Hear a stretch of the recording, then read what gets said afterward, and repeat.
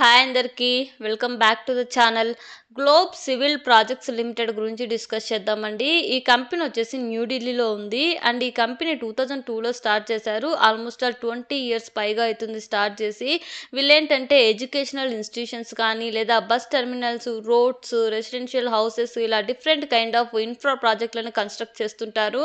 And 11 స్టేట్స్లో వీళ్ళు 37 ప్రాజెక్టులను కంప్లీట్ చేశారంట. ఉత్తరప్రదేశ్, మహారాష్ట్ర, కర్ణాటక అండ్ డిఫరెంట్ స్టేట్స్లో. అండ్ దీంతో పాటు వీళ్ళకి 12 ఆన్గోయింగ్ ప్రాజెక్ట్స్ ఉన్నట్టు చెప్తున్నారు. అందులో 5 వచ్చేసి సోషల్ అండ్ కమర్షియల్ ప్రాజెక్టులు, ఫర్ ఎగ్జాంపుల్ స్కూల్స్, హాస్పిటల్స్ అవ్వచ్చు. వీటితో పాటు ఇంకొక విషయం ఏంటంటే అప్కమింగ్ ప్రాజెక్టులు వచ్చేసి 14 ఉన్నాయి. దానికి సంబంధించిన ఆర్డర్ బుక్ వర్త్ వచ్చేసి 892 crores అండి. అండ్ ఇది వచ్చేసి స్ట్రాంగ్ ఆర్డర్ బుక్ అని చెప్పొచ్చు. అండ్ అందులో 6 ప్రాజెక్టులు వచ్చేసి సోషల్ అండ్ కమర్షియల్, 3 ప్రాజెక్టులు వచ్చేసి ట్రాన్స్పోర్ట్ అండ్ లాజిస్టిక్స్, 4 వచ్చేసి హౌసింగ్, 1 వచ్చేసి కమర్షియల్ ఆఫీస్కి సంబంధించిన ప్రాజెక్ట్. అండ్ ఈ కంపెనీలో ఓవరాల్ గా 112 పర్మనెంట్ స్టాఫ్ మెంబర్స్ ఉన్నట్టు చెప్తున్నారు. అండ్ ప్రాజెక్ట్ వైజ్ రెవెన్యూ విషయానికి వస్తే వీళ్ళకి సోషల్ అండ్ కమర్షియల్ ఇన్ఫ్రా నుంచి ఎక్కువగా రెవెన్యూ జనరేట్ అవుతుందండి. ఎడ్యుకేషనల్ ఇన్స్టిట్యూషన్స్ మెయిన్గా 47% రెవెన్యూ ఇక్కడ నుంచే వస్తుంది. అండ్ నెక్స్ట్ వచ్చేసి రోడ్ అండ్ బ్రిడ్జెస్ నుంచి 4% రెవెన్యూ అండ్ రైల్వే ఇన్ఫ్రా నుంచి 8% రెవెన్యూ వస్తున్నట్టు చెప్తున్నారు. అండ్ మిగతా డీటెయిల్స్ మీరు స్క్రీన్లో కూడా అబ్జర్వ్ చేయొచ్చు. అండ్ వీటితో పాటు మనం గవర్నమెంట్ రిలేటెడ్ ప్రాజెక్టుల నుంచి చూసినట్లయితే సిపిడబ్ల్యూడి అంటే central public work department and PSU నుంచి వీళ్ళకు only from government and government related ప్రాజెక్టుల నుంచే 89% రెవెన్యూ వస్తున్నట్టు చెప్తున్నారు. అండ్ ప్రైవేట్ సెక్టార్స్ నుంచి 10% రెవెన్యూ వస్తున్నట్టు చెప్తున్నారండి. And coming to the financial data అండి, 2023లో వీళ్ళ రెవెన్యూలో స్మాల్ డ్రాప్ అయితే కనపడింది. బట్ 2022 నుంచి 24కి చూసుకున్నట్లయితే సిగ్నిఫికెంట్ అండ్ కంటిన్యూస్ గ్రోత్ అయితే కనపడుతుంది. 286 crores నుంచి 334 crores పైగా. అండ్ ప్రాఫిట్ పరంగా చూసుకున్నట్లయితే సిగ్నిఫికెంట్ ఇంప్రూవ్మెంట్ కనపడుతుందండి. ఇక్కడ కూడా 5 crores నుంచి 15 crores పైగా.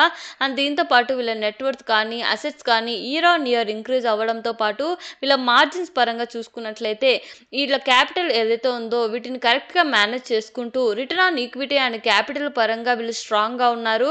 And coming to the IPO details, June 24న ఓపెన్ అయ్యి 26న క్లోజ్ అవుతుందండి. ఫేస్ వాల్యూ వచ్చేసి 10 per share, ప్రైస్ బ్యాండ్ వచ్చేసి 67 to 71 per share అండి. లాట్ సైజ్ వచ్చేసి 211 shares. ఐపీఓ ద్వారా వీళ్ళు 119 crores అయితే రైజ్ చేస్తున్నారు. అందులో 1 రీటైల్ మినిమం లాట్ వచ్చేసి 14,981 అండ్ మిగతా డీటెయిల్స్ మీరు స్క్రీన్లో అబ్జర్వ్ చేయొచ్చు. And coming to the peer comparison అండి, గ్లోబ్ సివిల్ కంటే పియర్ కంపెనీస్ చాలా బెటర్గా పర్ఫామ్ చేస్తున్నాయి ఇన్ టర్మ్స్ ఆఫ్ రిటర్న్స్ పరంగా, మార్జిన్స్ పరంగా అండ్ డెప్ట్ ఫ్రీ కంపెనీస్ కూడా ఉన్నాయి ఇందులో.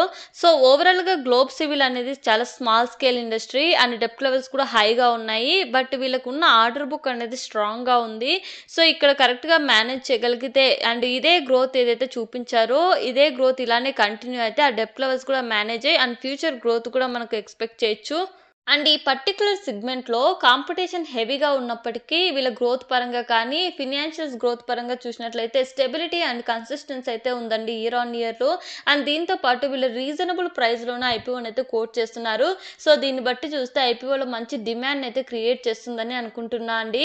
And coming to the risk factors, Delhi and Uttar Pradesh, Karnataka నుంచి ఎక్కువ పర్సెంటేజ్ ఆఫ్ రెవెన్యూ డిపెండెన్స్ ఉందండి.